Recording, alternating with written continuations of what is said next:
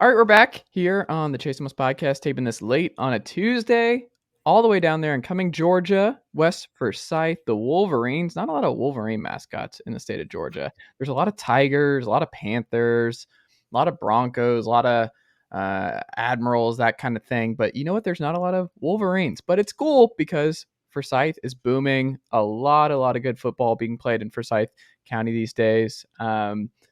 To talk a little bit about his particular program and what they've got cooking this fall in Cumming, Georgia. It's Coach Dave Svehla. Coach, how's it going, man? It's going great. Appreciate you having me on. Thanks for being here, man. How's the summer going? How is it going with camp and everything else? It's chilly down here, man. No, I don't think I can believe you on that front. As someone in East Tennessee right now and family yeah, still in North Georgia, I can't buy that one, man. it's been warm, but our kids are doing great. Mm, Really good participation. We were to Corky Kell 7-on-7 last week with some of the mm. top teams in Georgia, and just fun to watch our kids compete. They're working through the weather just like everybody else, but we're going to play in it, so we've got to train in it. So what is that like? Do you have a pretty good system for how you want to just slowly get into installs before you get a feel? Because I imagine with camps, not just with your own and the Corky Kell and things like that, but kids are just at different camps and it's hard to get everybody there at one time, right? It is. I mean, the approach that I take is, I think it's different than some people, but we do what I call a whole part whole. Hmm. So we put in the spring, we put in a ton of stuff. It's all about installation. Mm. We teach the what of the assignments, and then we spend the summer teaching the how. So, there's not a lot of install going on right now, but there's a lot of how do you get in the proper stance? What's my first step look like? Where's my hands going? And a lot of people do that in the spring, but Yeah, sometimes I you get have it flipped kind in of. sports. Well, yeah, I do. I flip it, but I just feel like it makes the most sense to me, and I feel like the summer's the time that we have the chance to really focus on those small fundamentals. That's interesting because I guess the reason that, and just having talked to so many different coaches and covered this for a long time is that like I guess the thought would be is that the spring kids who are graduating, they're gone. So what do you do there in that mixture of like what do you're not really sure who's going to be in your program come fall and know what kind of kids you're going to have. So it's like you want to be careful on what kind of installs you're putting in because you just might not have the guys to run it, and then you might have to throw that out come summertime because you get in there and you're like, oh, we're not going to be able to do this anymore. Right.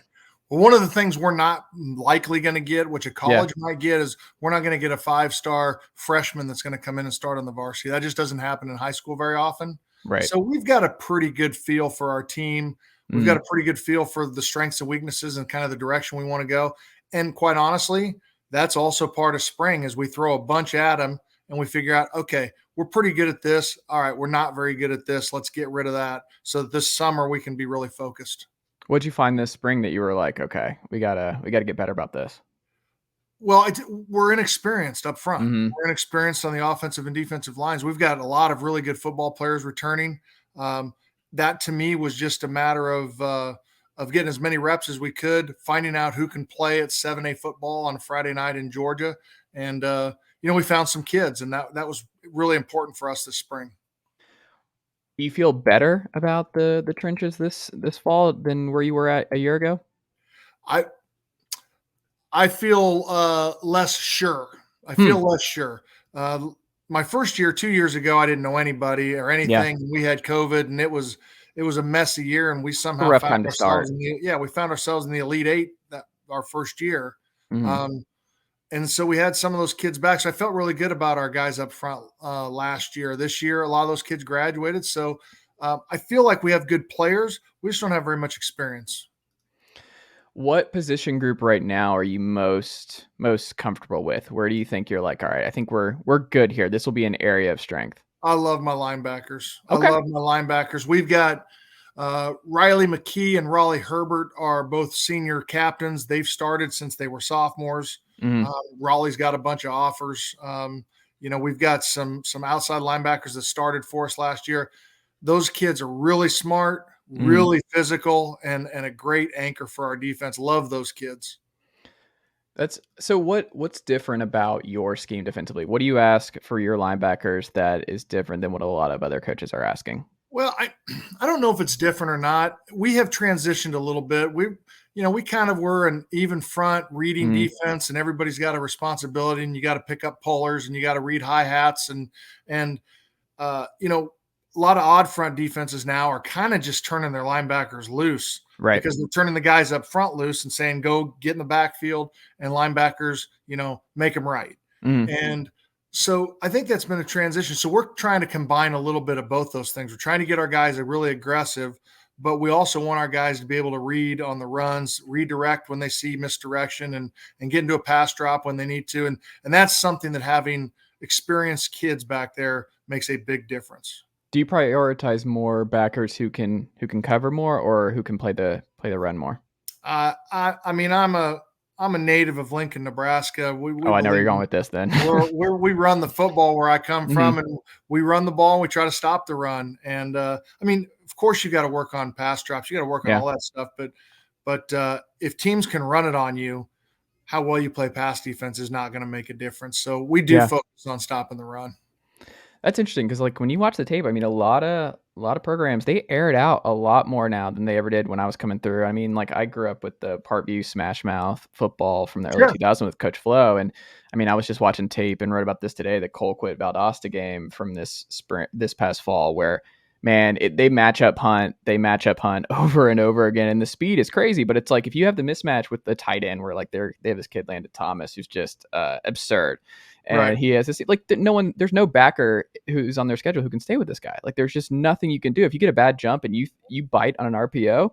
That second that you bite and you think that it might be a run, it's over. Like this guy, Right. do you have one of those guys on your team where you're like, you bite or we call this? Like it's over. Like like the Steph Curry where you hit the three and you just don't even Sure. have to watch it go in. Or as I like to say, Larry Bird. Sure. Yeah, But there you go. either way, now to be honest with you, I mean, last year we had one of the top two tight ends in the country. Mhm. So, that took a guy who has traditionally run the ball a lot, and we got the ball to Oscar Delp on a pretty regular basis last year. And so if you have those kind of players, you got to use them. But we don't have that guy, Mhm. but we have probably a better collection of individuals. Like they're a better group maybe than we Mhm. were last year. We don't have that individual. We don't have Travis Hunter where you can set up a game plan around him.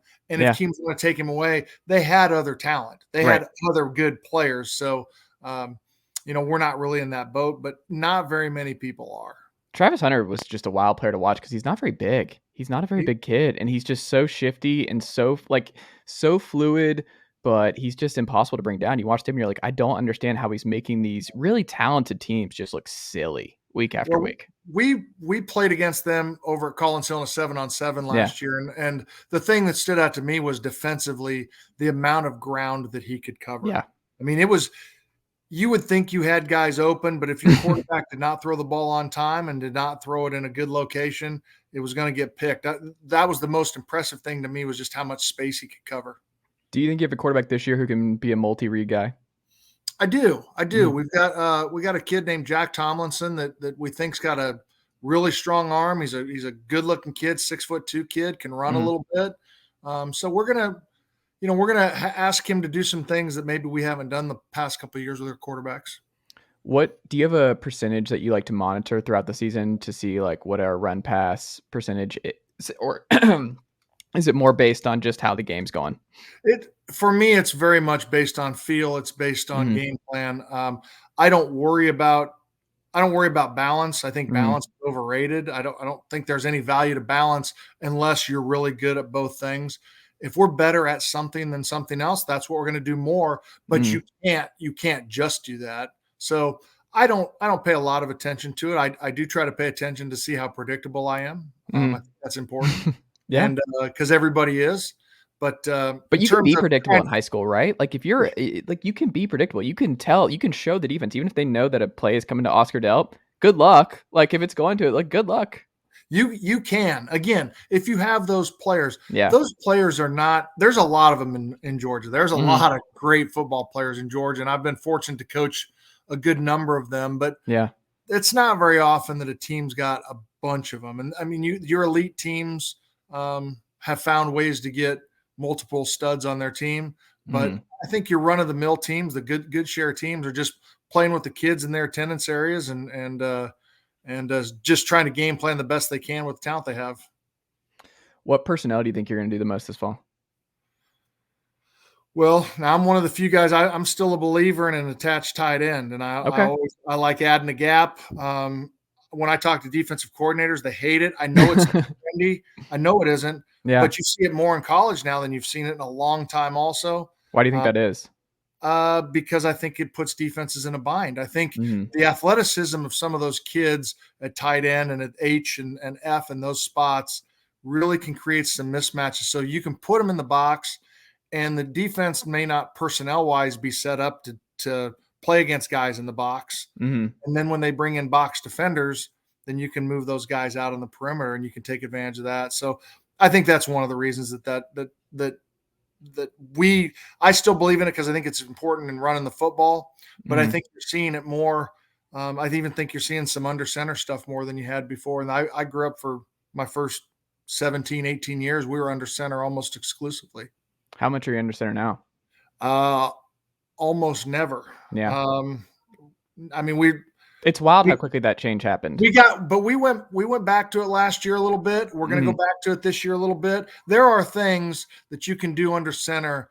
Play action pass Mm-hmm. is extremely effective from under center. Um, Running backs getting downhill is easier from an I formation. Right. There are some advantages, but there's certainly some advantages to being in the gun too, and that's why I think it's important to be able to do both. Or, not everybody does both, but I like doing both. What's the hardest part about playing quarterback in your system? Uh, I think we ask him to know a lot. We ask him Mm-hmm. to communicate, protection. We ask him to communicate alignment, linebackers to our offensive line. We ask a lot of him, but I think we try, when we're game planning, we try to, for lack of a better term, dumb it down so that once the ball's snapped, we want him to just play. We don't want him thinking a bunch, but we do give him a fair amount of things to think about before the ball's snapped. What have you found most teams are throwing at you I guess, going forward, and what you think they'll keep throwing at you? Do you think they're mostly doing split safeties, cover hot, like cover two? Or are they doing a lot of press man? Like, We're what are they doing? seeing a lot of man coverage. We're seeing some cover one. We're seeing some cover zero. But we play teams with freaks. I mean, we play Yeah. some really, really good football teams. We're going to open with Archer this year Mm-hmm. on TV in the Corky Kell, and they just got stud football players, and they can get away with playing that to some degree. It's dangerous. And you're seeing it more now. Now those teams also give up some plays, Yeah. but they understand that. I mean, they know that going in. They just think that that they'll give up few enough to still get a win, and so we see that more maybe than I saw 10 years ago for sure. Do you prioritize explosive plays where you're like, all right, we need to hit X number if we want to have a chance in this particular game? We talk about it. We don't have a number. We Mm-hmm. talk about some of the things that we talk about that I think are important are things like defensively. We call 6 and outs instead of 3 and outs. 3 and outs are great, but they're awfully hard with today's offenses. But if you can give up one first down and then get a team to punt, I think that's a pretty successful possession defensively. And then, offensively, you're talking about explosive plays. Yeah, you want to have them, but part of what we like to do is kind of predicated on, smaller chunks and just trying to wear a team down and trying to run a bunch of plays, keep our defense off the field, use some clock. And then we'll take the big plays, obviously, if we got them, but our defensive coordinators love it when we have a 12-play drive. That's interesting. So do you think tempo, have you seen, because I'm here in Knoxville and I'm a Tennessee guy, so we just saw tempo and just burying people with that, but it also just puts a lot of strain on your defense and the plays. It matters. We've heard Saban talk about the number of plays and how much that worries a lot of coaches all across football. It's fun. It's a better television product, but it's still really, really hard on these guys. Have you found that where that's something you prioritize where you're like, tempo's great, but our guys just can't handle that? Like a lot of these high school kids, that's just asking a lot out of them. It is. And we probably, again, our tempo is less than a lot of the teams that we play. And that's partly by design.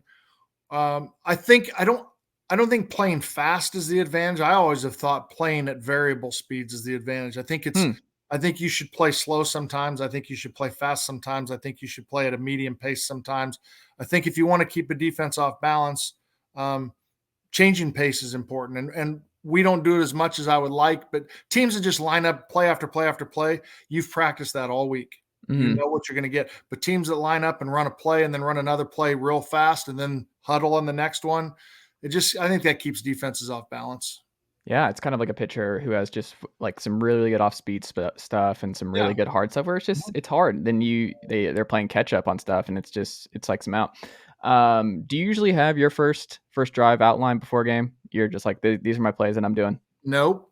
I Interesting. know. No. And I don't know. I've been a head coach for 23, I think 23 years, something like that. Mhm. And I've never scripted a first drive. I Really? know I know the formations that I want to get in, Uh-huh. but I don't necessarily script offensive plays. I understand why people do that. You know what drives me crazy is I watch people who do script and Mhm. have tons of success and then never come back to those plays again.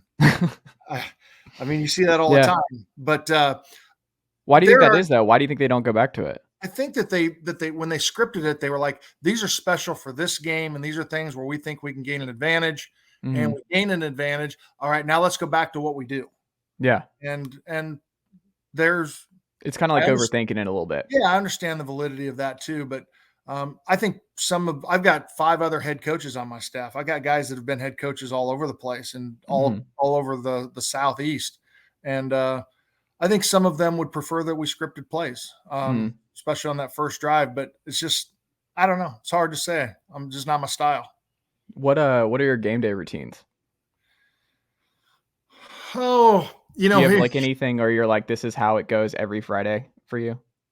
I mean, we certainly have a routine. We have a Mm. routine for everybody in Well, I just terms. meant for you, like specifically. Do you have like a set of Nah, gum that you have to have? Do you have a meal that you have to have? A certain kind of coffee? Do you have any superstitions with that? no, not really. And the older I've gotten, Mhm. so we always talk about this as coaches. But by God, if we wore something last week, we're wearing and we won, we're wearing it again this week. Yeah.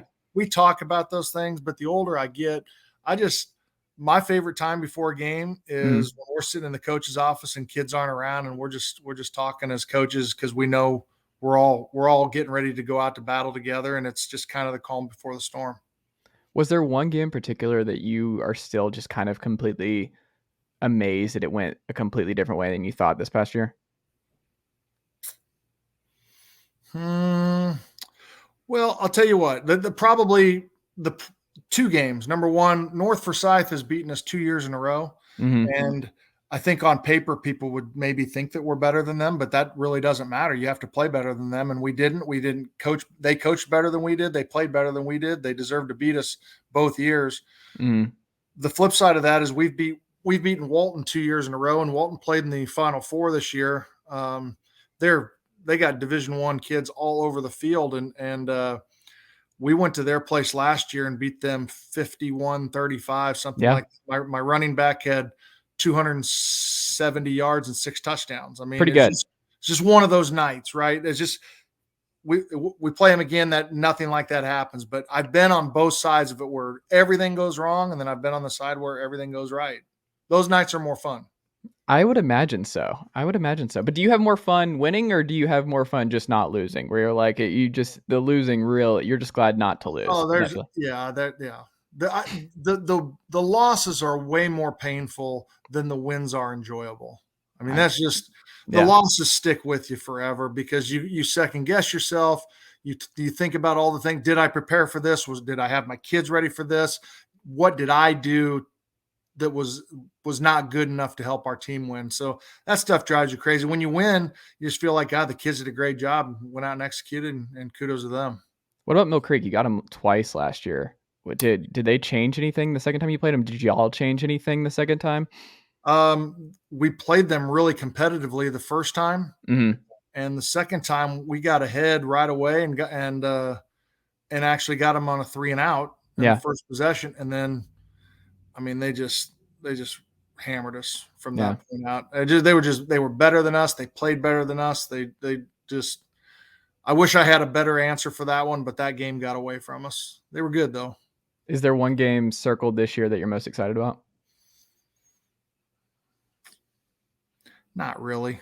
No, and I don't mean that to. I mean, I get excited for all people say, "Oh, Mhm. you're non-region."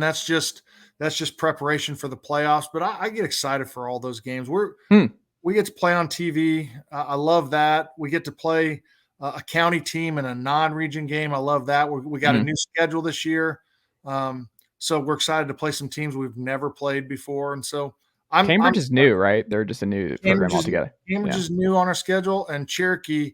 I played Cherokee every year when I was over in Cherokee County. I was at Etowah High School, but yeah, this will be the first time we've played Cherokee, and we're playing Marietta and we're playing Archer. So it'll be different. Well, you're closing with South Forsyth on the road. Yeah. I think they're going to be really good. I really do. They've got a heck of a quarterback. They've got a receiver that's, I think he maybe got second in the 100 and maybe won the 200. Anyway, he can fly. He's freaking fast. And they've got a lot of really good players. Something tells me you're not going to run out a lot of cover 0 against South Forsyth. Well, if we do, then I might be calling you up to be my D coordinator. I got you, man. I love grinding tape and watching and seeing this kind of stuff. So if you want me to study some South Forsyth tape this fall, I got you. I'll take any help I can get. Yeah, absolutely. Well, what can folks expect from you this fall? What do you think is going to be the difference for West Forsyth fans who are listening to this program, who are curious about what's going to be the biggest difference in terms of the Wolverines on the field this year versus last year? What would you expect is the biggest difference? I think the thing, even the last couple of years, we've had some individuals that were really outstanding. I mean, we have a lineman 2 years ago that's running with the twos as a redshirt freshman at Georgia, and we'll have 5 guys on the Georgia roster this fall, and we got guys that have gone some other places. So we had some really good individual players. I don't know that we have the same individual talent. What is really fun is going to practice in the mornings and coaching these guys because they gave great effort. They represent their school. They're good kids, and they've really gotten better since spring ball. And I'm excited for that.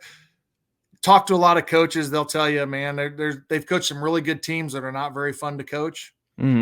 Right now, I'm really enjoying coaching my kids. They're a lot of fun. There you go. Here's something for your kids and the fans. So the most under talked about Wolverine right now that you think will really pop for a lot of folks this fall? Is there one guy this summer and spring that you're like, you've got your eye on? You're like, I think he's going to be a really good player this fall for us. Well, I'm cheating on this one a little bit, but my running back, Peyton Strecco, he got hurt in the third quarter of our 5th game last year. And when he got hurt, he was maybe the top rusher in 7A and had about 14 touchdowns, and he was really good. And he got hurt and he didn't play the rest of the season. And so he's a kid. I don't think he's going to fly under the radar necessarily, but I do know that had he played a whole season, his name would be much more known. I'm looking forward to seeing him because he's a great running back, but he's also really good at catching the football, and he's going to play defense, and he can run back kicks, and he can fly. He's just one of those kids that has flat out really can run, and that's what I'm excited about. Who's the number one rival for West Forsyth? It's kind of weird, a weird spot. Like, who's the number one most hated that you found at the school? Who do they hate the most? That's a great question because I've only been there 2 years. Yeah, so I'm curious. Like, who have you seen? Who do they hate the most? My kids went to South Forsyth. I lived over there when I was over at Etowah, but I kind of think maybe North, but maybe Denmark. Denmark is pretty close to us. Yeah. We share some kids in the middle schools, and we beat them the first year to win the region championship, and they beat us last year at the end of the season, and they won the region championship. So, I think either one of those teams, but our kids get excited to play all the county games. They really do. It's fun. It's fun to have a region that's in your county. I like it. When you get time away, do you read? What do you like to do? Fish? What do you do? Golf? I love to play golf. Man, I get my money's worth. I take so many shots every time. Okay. You're over there in St. Marlowe. Where are we at? Lake Lanier? Where's Coach playing? We play more often than not. We play at Hampton. Okay. Up north. But we've played at Lanier Islands. We play over at Echelon a little bit. And we just had a fundraiser last week at Bears Best, which was really a lot of fun. Yeah. There you go. So you good? I'm not good, but I invited my brother and my 2 nephews down and Mm-hmm. my two nephews can really play, and so that helped our team. There you I go. I, I was the beefcake. That's all I was. I was the figurehead, There you and go. I let them play. Hey man, that's all you got to do. That's all you got to do. Coach, how do the good folks check out your program and support West Forsyth this summer, this fall? How do they keep things going? Keep up with what's going on? Well, they can go to West Forsyth Football Yeah. to our website, but we've got 6 games at home this year, including 4 non-region. We're going to play on TV in the opener, like I said, in the Corky Mm-hmm. Kell against a super Archer football team. So we're going to be playing some of the best teams in the non-region. We're going to be playing some of the top teams in Georgia, and just pay attention to the news because we'll be in it. Precise there, man. Like it was Gwinnett and South Georgia for a long time, the Valdosta areas, and then the North Georgia with the Gwinnett stuff, and now it's expanded. Forsyth is really, really beefed up in recent years. I'll tell you one thing that I think is true. I think the coaching in Forsyth County is outstanding. I Mm-hmm. believe that every school in this county has really good football coaches. The quality of football has increased dramatically in the last, I'll say, 10 years. We had Mm-hmm. the same issue when I was at Etowah over in Cherokee County. We only had 3 7A high schools. We didn't get a lot of credit, but I mean, like I said, we went to the Final Four, Mm-hmm. and so the profile of Cherokee County has risen. The profile of Forsyth County is going up. There's some great players at Denmark. I think one of the linebacker just committed to Clemson. Mm-hmm. There are some players here, and I'm excited that people around the state are starting to see that in Forsyth County. Yeah, I mean, and I tell folks here in East Tennessee, like I go to a lot of these games now because I'm up here, and it's just different. Where I just tell them, like, you just go watch a like just go watch a 7A football game up close, and then watch some of the stuff here. And it's not a slight; it's just different kind of players, different kind of Yeah. talent. It's just not the same. It's not, and I say that because this is the 4th state that I've coached football in. Mm, I've coached in Minnesota, I've coached in Nebraska, I've coached in Illinois, and I've coached in Georgia. And don't get me wrong, I've coached some great players. I feel like I coached some outstanding linemen in some other, mm, just some real big, strong kids. yeah. But we never had the kind of athletes that you see night in, night out on Fridays, and not just in 7A from all classifications, but we see it every time in 7A. The athletes, the skill kids are ridiculously good. Yeah, it's just hard. It's a different brand, but it's a lot of fun to watch, and I'm happy for it. It's just I will maintain 7A football, and Georgia's probably the best high school football you'll see anywhere in the country. But we hear that from college coaches from time to time. It's Yeah. kind of, yeah. Well, Dave, can you do one thing for me though? Can you really help out here as Tennessee lost out on Carnell Tate this week? We got Nico in the building. I know Oscar is already Georgia bound, so there's nothing we can do there. But I need you to step up, whether it's Golish or whoever comes in the building. And at West Forsyth, I need you to start pushing these kids to East Tennessee. You're like, the talent's good. The media in East Tennessee, no football. There, it's where you want to go. The Georgia, it's fine. They already won a ring. You know what would be even better? Winning a ring at Knoxville. That's where you want to go. We want more Wolverines in East Tennessee. Well, the I told you I'm a Nebraska native. The last Yeah. time I remember playing Tennessee was 1997 Mm-hmm. in the Orange Bowl with Mm-hmm. Peyton Manning was a senior, Yep. and Nebraska throttled them pretty Yeah. good.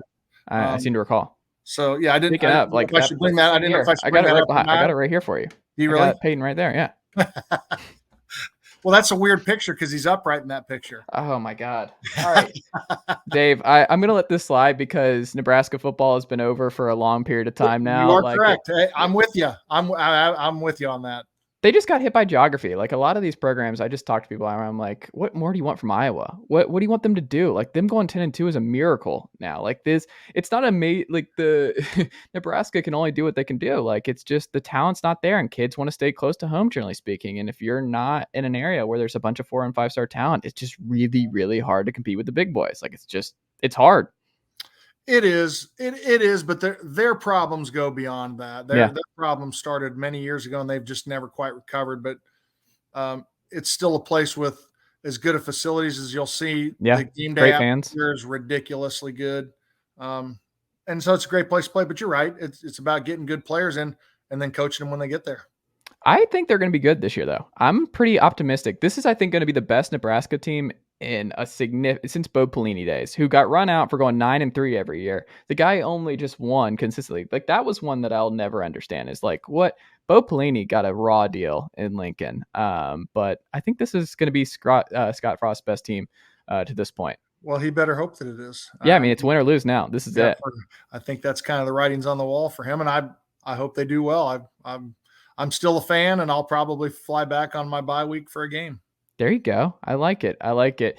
Coach, thank you so much for the time. I greatly appreciate it. And you got it, man. Yeah, we'll have to check back in again soon. Hey, call me anytime. Appreciate you following our team. Absolutely.